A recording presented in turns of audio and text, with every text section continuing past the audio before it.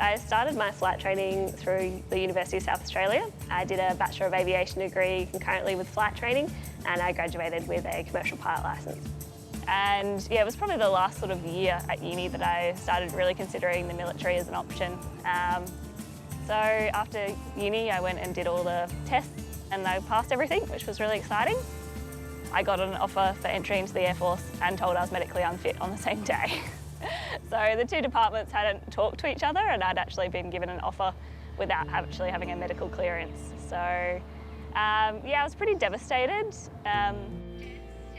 My sister lives in the UK and I checked the time and I saw that she'd probably just woken up, so I called her and had a cry on the phone to her, and yeah, like it was tough.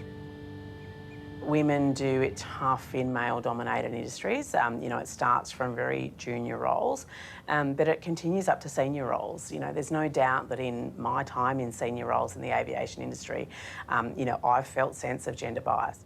Men in senior roles in industry aren't used to females being part of the conversation, part of the decisions that are being made, you know, part of the opportunities that are being offered for people, probably, and that does need to shift. The more we're able to bring them into the workplace and keep them is dependent on that gender bias being acknowledged, understood, recognised, called out where it exists, and changed at the end of the day.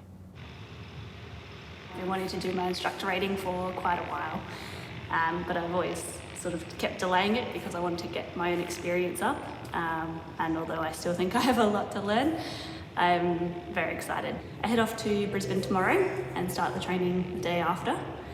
I really don't know what I'm walking into. I haven't done any pre-reading of my textbook or anything, which makes me a bit nervous because I know the next 3 weeks are going to be really full on. I feel like that the people that really achieve in our world have had a significant amount of failure, missing out in their life. People that just get it all handed to them probably aren't the ones who are going to really do significant things in our world.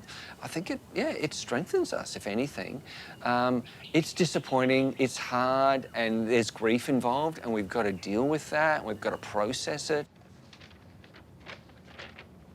So we're doing a board brief, so on effective controls. So it's lesson 1 in the syllabus. So principles and methods of instruction has been the sort of background for the last couple of days, and just looking at how students learn and instructors and how you can assist. I'm really lucky that my work has been really supportive, so I've blocked out 3 weeks and I'm just kind of working when I can outside of doing flight trainings. It's good for everyone in the industry, including ourselves, to have more people in the industry. Of course, one of the biggest groups of people that have been told historically, no, you can't do that, is women. And of course, we know that with everything in life, women can perform as well or better than men. So it's perfect. We need to equalize the playing field and make sure that people who want to be in aviation can be in aviation. Red Cliff traffic, Sting 1651, rolls runway 07 for departure to beach, man. Red Cliff traffic. Traffic, Romeo to X-ray, RB. Would not delay, enters backtrack runway 07. Take off power. Set. T's and P's. Green. Airspeed's alive. Yep.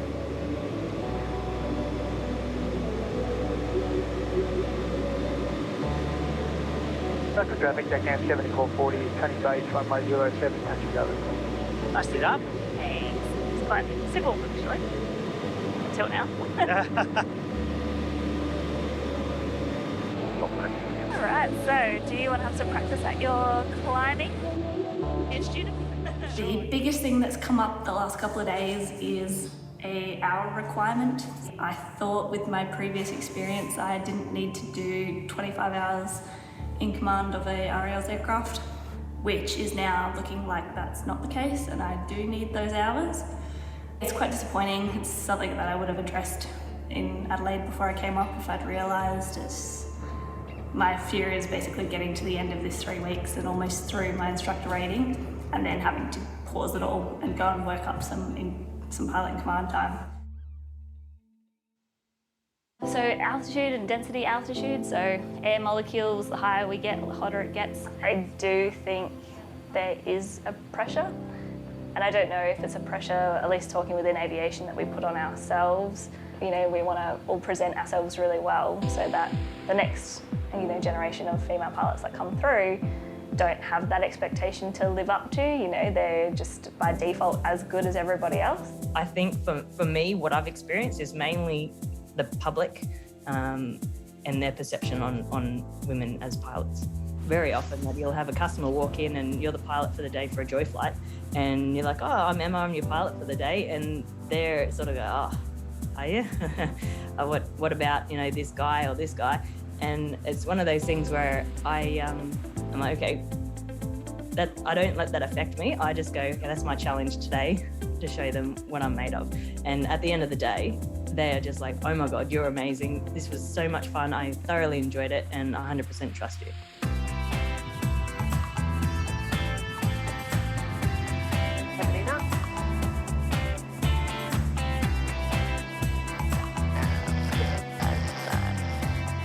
Flap up. My girls on 1, 2, 3, 4, 5. Shift the front run. Flag out guys. And there's Victor. Just coming up between the two of you. Traffic. Oh my goodness, that is close.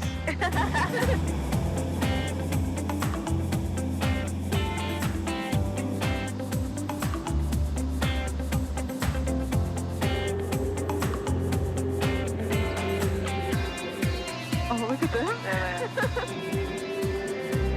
Got a bit of tan there, right? Yep. Great. All right.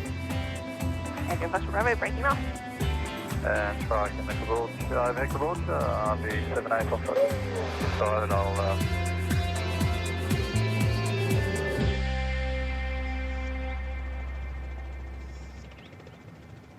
Challenges, just the weather, really. Flies well, got lots of experience, knows and prepares really, really well for the briefing, so she presents really well.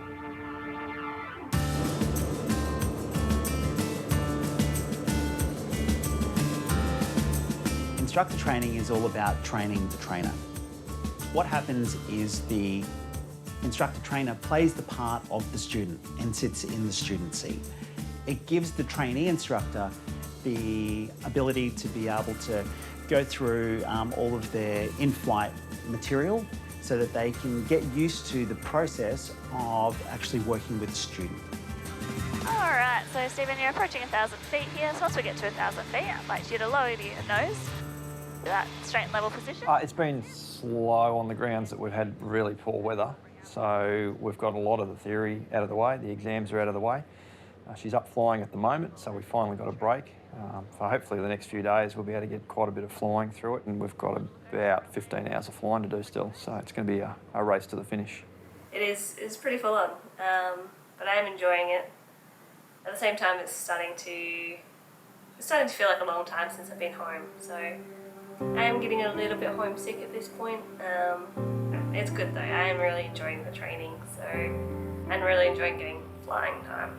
It's just a weird kind of seesaw that I'm on at the moment.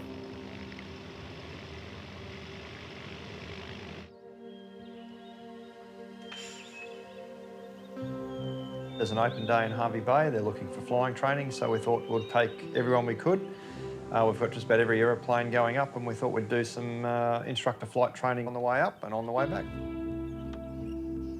We'll push her fairly hard, but it all comes down to the standard at the end. If she makes the standard, she makes the standard. Well, here we are, Fraser Island. Yeah. Hello, gorgeous. How's it in? Have you enjoyed your time up here? Yeah, I have. Yeah, especially this weekend. Like, look at this. Queensland's really turned it on.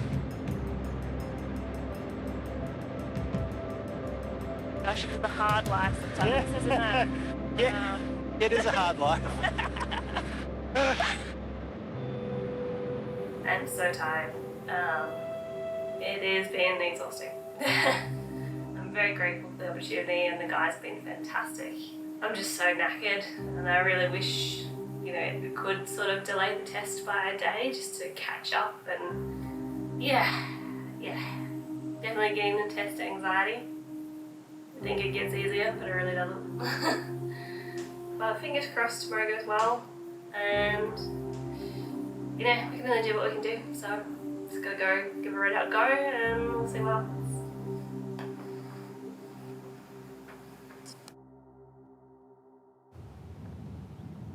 Both Sonia and Alan have their instructor flight tests on.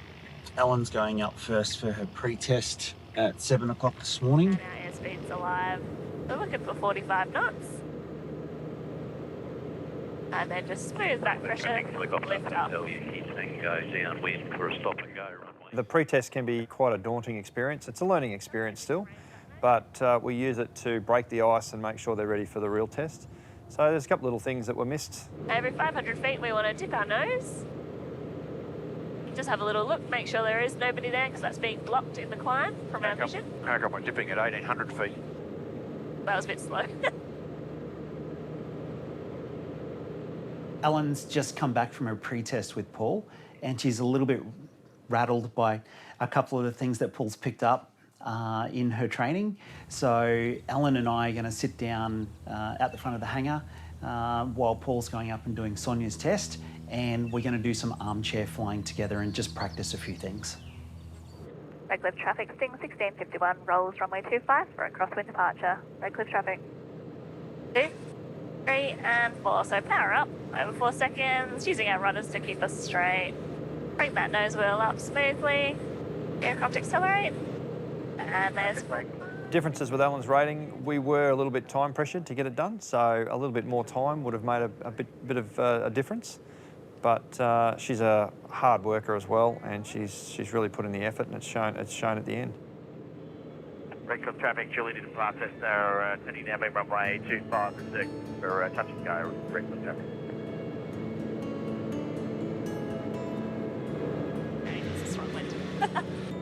Isn't it? Alrighty.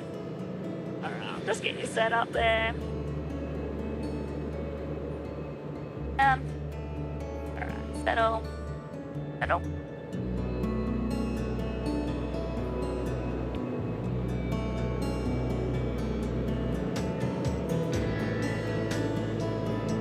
I'll let that one go back.